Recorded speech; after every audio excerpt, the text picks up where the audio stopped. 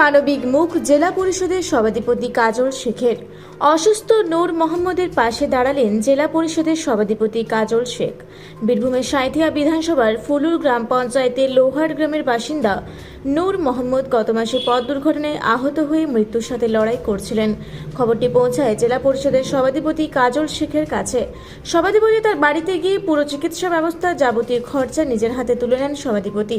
পরে আহত নূর মোহাম্মদকে চিকিৎসা করানোর জন্য শান্তিনিকেতন মেডিকেল কলেজ হাসপাতালে ভর্তি করেন। শুরু হয় নূর মোহাম্মদকে সারিয়ে তোলার জন্য চিকিৎসা। বাইরে থেকে ডাক্তার নিয়ে এসে চিকিৎসা করানো হয় নূর মোহাম্মদের। শান্তিনিকেতন মেডিকেল কলেজ ও হাসপাতালের আইসিইউ বিভাগে ভর্তি ছিলেন নূর মোহাম্মদ। এতদিন চিকিৎসার পর আজ মঙ্গলবার শান্তিনিকেতন মেডিকেল কলেজ হাসপাতাল থেকে ছুটি নিয়ে বাড়ি ফিরছেন পথ দুর্ঘটনায় আহত নূর মোহাম্মদ। সেই মতো আজ শান্তিনিকেতন মেডিকেল কলেজ ও হাসপাতালে পৌঁছান বীরভূম জেলা পরিষদের সভাধিপতি কাজল শেখ। পরিবারের সঙ্গে কথা বলেন, পরবর্তীতে ওই পরিবারের পাশে থাকার আশ্বাস দেন সভাধিপতি কাজল শেখ। সাংবাদিকদের মুখোমুখি হয়ে সভাধিপতি জানান, মৃত্যুর সঙ্গে লড়াই করছিল নূর মোহাম্মদ, যদিও সে এখন অনেকটাই সুস্থ হয়ে আজ বাড়ি ফিরছে। তিনি নিজেই সেই পরিবারের পাশে দাঁড়াতে পেরে নিজেকে ধন্য মনে করছেন। আরো জানান যে যেদিন থেকে পুরুলিয়া জেলার সঙ্গে লাল পলাশে সেজে উঠেছে অযোধ্যা পাহাড়, নূর মোহাম্মদ তবে অযোধ্যা পাহাড়ের বিভিন্ন এলাকার লক্ষ্য করা যাচ্ছে গোলমোচা যাবতীয় যা খরচা হয়েছে সেই খরচা কোনো গাছকে জড়িয়ে উঠে গেছে সেই গাছের কলেজ ও হাসপাতাল কর্তৃপক্ষ প্রস্ফুটিত করেছে লাল লাল সভাধিপতির কাছ থেকে নেননি শান্তিনিকেতন মেডিকেল কলেজ হাসপাতাল। এমনই লতানো পলাশ গাছের চিত্র ধরা পড়ল রূপসী বাংলা মিডিয়ার ক্যামেরায়।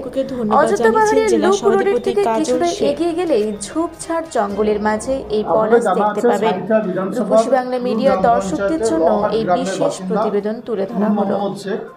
মেলা দেখতে গিয়েছিল, মেলা দেখতে যাওয়ার পথে ও এবং ওর বন্ধু মোটরসাইকেল অ্যাক্সিডেন্ট করে এবং ওর বন্ধুটা স্পট ডেথ হয়ে যায়। এবং এর অবস্থা এমন একটা জায়গায় ছিল, আমি 15 তারিখে রামপুরহাট গিয়েছিলাম। রামপুরহাট থেকে ফেরার পথে ওই গ্রামে চায়ের দোকানে চা খাচ্ছিলাম। গ্রামের মানুষ বলল মৃত্যুর পরে একটা ছেলে বাড়িতে পড়ে আছে, বয়স 22 বছর। তো বাড়িতে যাই, বাড়িতে গিয়ে দেখি মা বাবা কান্না করছে, ওর স্ত্রী কাঁদছে, ছোট একটা 2-2.5 বছরের বাচ্চা আছে। ওখানে গিয়ে বলে আসি আমি এই বাচ্চা নূর মোহাম্মদের যেহেতু শারীরিক কন্ডিশন ভালো নেই, সেহেতু একে উচ্চ পর্যায়ের ট্রিটমেন্টের জন্য আমি নিয়ে যাব এবং এর যাবতীয় ট্রিটমেন্টের খরচা যেটাকে হবে সেগুলোই বহন করব। এবং ওখান থেকে আমি এই শান্তিনিকেতন মেডিকেল কলেজের কর্তৃপক্ষ আমাদের মৌলভীপীঠ মহাশয়ের সঙ্গে আমি যোগাযোগ করি এবং উনি এখানে আনার জন্য বলেন এবং আমি 17 তারিখে এখানে নিয়ে আসি। 17 তারিখ থেকে আজকে হচ্ছে 18 তারিখ, অর্থাৎ এই কয়েকদিনের ব্যবধানে যে ছেলেটা মৃতপ্রায় অবস্থায় ছিল, এই শান্তিনিকেতন মেডিকেল কলেজের যারা ডাক্তার হতে শুরু করে এখানকার যারা দায়িত্বে আছে সিস্টার থেকে শুরু করে অভাবনীয়ভাবে ওই পেশেন্টটাকে তদবির করেছে, যার জন্য রিকভারি করা সম্ভব হচ্ছে এত দ্রুত। এবং ওর ব্রেনে হ্যামারেজ হয়েছিল এবং ওর বাম হাতটা ভাঙা অবস্থায় ছিল, এমনকি প্রস্রাবের দ্বারেও রক্ত আসছিল। মানে ওর শারীরিক কন্ডিশন এতটাই খারাপ ছিল যে হয়তো বাড়ির লোক বা পরিবারের সবাই ভেবেছিল ছেলেটাকে ফিরে পাওয়া যাবে না। কিন্তু আজকে ছেলেটাকে এখান থেকে ডিসচার্জ করছে, হাতের অপারেশন হয়ে গেছে। ব্রেনের হেমারেজে ব্রেনের ট্রিটমেন্ট হয়নি কত সত্য, কিন্তু ব্রেনের যে ট্রিটমেন্ট প্রাথমিকভাবে সেটা শুরু হয়ে গেছে এবং আগের থেকে অনেকটা রিকভারি হয়ে গেছে। এবং ডাক্তারবাবুদের পরামর্শ মতো আমি কথা বলেছি, ওনারা বলেছেন অল্প দিনের মধ্যে ব্রেনটাও ধীরে ধীরে রিকভারি হয়ে যায় মেডিসিনের মাধ্যমে। ওখানে অস্ত্রোপচারের কোনো সম্ভাবনা নেই, অস্ত্রোপচার করার প্রয়োজনও নেই। সর্বতই আমাকেও খুব ভালো লাগছে যে মৃত্যুপ্রায় একটা ছেলেকে তাকে নিয়ে এসে এই ট্রিটমেন্ট দিয়ে বাড়িতে ফিরিয়ে দিতে পারছি, মানে একটা গর্বের বিষয় বলতে পারেন।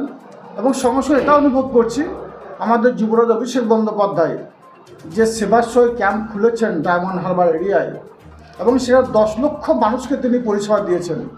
আমি একটা মানুষকে পরিষেবা দিয়ে এত তৃপ্তি পেতে পারি, তাহলে তিনি 10 লক্ষ মানুষকে পরিষেবা দিয়ে কোনো তৃপ্তি পাচ্ছেন। সঙ্গে সঙ্গে আপনাদেরকে আরেকটা কথা বলবো, এখানে 1 মাস ধরে আইসিইউতে ছিল পেশেন্টটা। ওই পেশেন্টের যাবতীয় খরচা আমার বহন করার কথা ছিল, আপনাদের মাধ্যমে বলেছিলাম এটা ক্লিয়ার করার প্রয়োজন আছে। শান্তিনিকেতন মেডিকেল কর্তৃপক্ষ একটা টাকাও কিন্তু এর পরিষেবা নেয়নি। তবে ভাবতে অবাক লাগছে আজকে ওর পরিবার লোক এসে যখন বাড়ি নিয়ে যাচ্ছে। পরিবার লোক খুব খুশি, আমিও খুশি। আমার যারা সহযোগিতা সহকর্মীরা ছিল প্রথম থেকে শুরু করে সাঁইতা তার এরিয়ার যারা ছিল তারা সকলে আমাকে এই খবরটা দিয়েছিল, তাদেরকে আমি ধন্যবাদ জ্ঞাপন করছি। তাদের মাধ্যমেই ওই পরিবারের মুখে আমি হাসি ফোটাতে পেরেছি। আপনাদের ছেলে অসুস্থ, এখন সুস্থ আছে। আজকে বাড়ি নিয়ে যাচ্ছেন, আজকে বাড়ি নিয়ে যাচ্ছি। কী প্রবলেম হয়েছিল? মোটরসাইকেলে অ্যাক্সিডেন্ট হয়েছিল 23 তারিখে, আগামী মাসের 23 তারিখে। তা আমাদের বাড়িতে আমাদের গ্রাম গেছিলো কাজল শেখ গেছিলো আমাদের ওখানে সাঁইতা থেকে বাড়ি ফেরার রাস্তাতে আসছিল, আমাদের গ্রাম গেছিলো, দিয়ে ওকে দেখেছিলাম। ও গোটা পেশেন্টটা দায়বদ্ধ নিয়েছিল, আমাদের নিয়ে এসে এখানে আমরা ভর্তি করেছিলাম। ভর্তি করার পর এখন পেশেন্ট খুব সুস্থ আছে এবং খরচাপাতি যা আছে সব কাজল শেখই বহন করবে। আর কি যে বলেন, যে খরচাপাতি সেটা পুরোটাই 1 টাকাও নেয়নি হসপিটাল কর্তৃপক্ষ। খুব তাড়াতাড়ির মধ্যে এই নার্সিংহোমও খুব ভালো পরিষেবা দিয়েছে আমাদেরকে, ওই বলে আমাদের ছেলেটা সুস্থ করতে পেরেছি। আর উনি এটাও বলেছেন সুস্থ আছেন, এখন সুস্থ আছে, আজকে ছুটি দেবে, আজকে বাড়ি নিয়ে যাবো। আর কাজল ভাই ছিল বলে আমাদের এতেই ছেলেটা বাঁচলো, নাহলে আমাদের বাঁচানোর সম্ভব ছিল না। আর্থিক অবস্থা খুব কম ছিল আমাদের, ওই কারণ থেকে আমরা সুস্থ করে বাড়ি নিয়ে যেতে পারছি। কোথায় বাড়ি আপনাদের? আমাদের বাড়ি হচ্ছে লোহাট, ফুলুর জিপি, লোহাট সাঁইতা থানা, বুঝলেন? কী বলছেন? আমার নাম ফজু শেখ, আমি ওর কাকা হচ্ছি। আগের থেকে অনেক ভালো আছে। আমাদের নাম ভালো আছো, আজকে কি ছুটি হলো? হ্যাঁ, এই যে পরিবারের কাছে চললে কতটা ভালো লাগছে নিজেকে আজকে সুস্থ হয়ে? আজকে অনেক ভালো লাগছে, আগেকার থেকে অনেকটা ভালো আছি। ডাক্তাররা দিদিরা সবাই খুব ভালো দেখে, ওরা সবাই সাথে থাকে। মানে সভাধিপতি ছিলেন, হ্যাঁ, তিনিও যত সাধ্য চেষ্টা করেছেন বাঁচাবার, কি বলবে?